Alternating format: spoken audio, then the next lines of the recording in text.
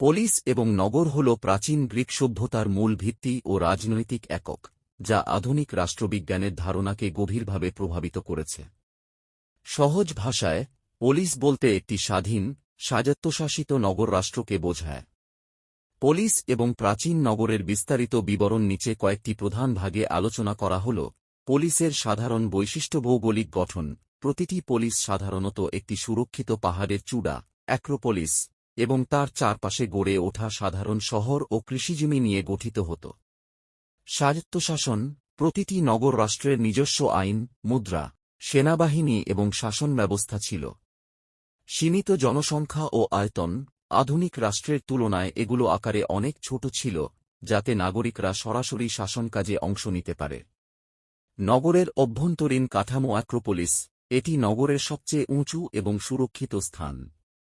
এখানে দেবদেবীর মন্দির এবং দুর্গ থাকত। বিপদের সময় নাগরিকরা এখানে আশ্রয় নিত। অ্যাগোরা। এটি নগরের কেন্দ্রস্থলে অবস্থিত একটি উন্মুক্ত বাজার এবং জনসমাবেশের স্থান। এখানে নাগরিকরা ব্যবসা-বাণিজ্য, রাজনীতি ও সামাজিক বিষয়ে আলোচনা করতে সমবেত হতো। আবাসিক ও কৃষিজমি।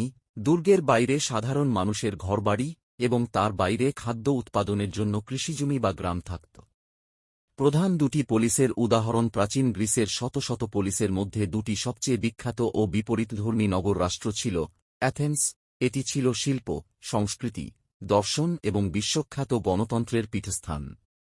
এখানে নাগরিকদের বাকস্বাধীনতা ও ভোটের অধিকার ছিল। স্পার্টা। এটি ছিল একটি কঠোর সামরিক রাষ্ট্র।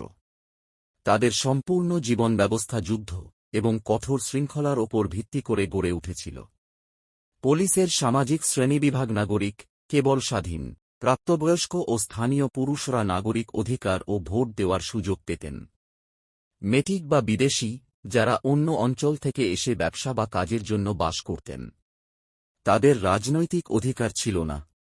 দাস। সমাজের সবচেয়ে নিচের স্তর, যাদের কোনো মৌলিক বা রাজনৈতিক অধিকার ছিল না। পতন ও গুরুত্ব: খ্রিস্টপূর্ব চতুর্থ শতকে ম্যাসিডোনের রাজা ফিলিপ এবং মহান আলেকজান্ডারের উত্থানের ফলে এই স্বাধীন পোলিসগুলোর পতন ঘটে এবং এগুলো বিশাল সাম্রাজ্যের অংশ হয়ে যায়। তবে প্রাচীন গ্রিসের এই নগর রাষ্ট্রের ধারণা থেকেই আধুনিক পলিটিক্স বা রাজনীতি শব্দের উৎপত্তি হয়েছে।